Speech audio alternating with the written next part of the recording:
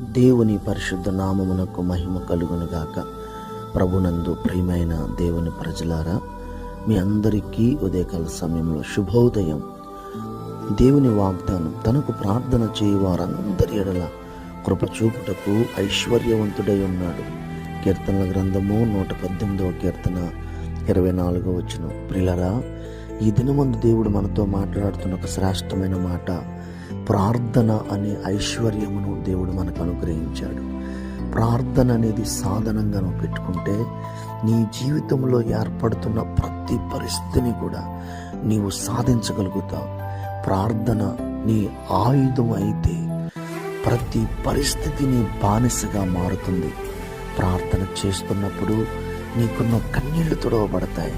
ప్రార్థన నీ జీవితంలో అద్భుతమైన కార్యాలు జరిగిస్తూ నీ జీవితాన్ని విజయ పదములో నడిపించు.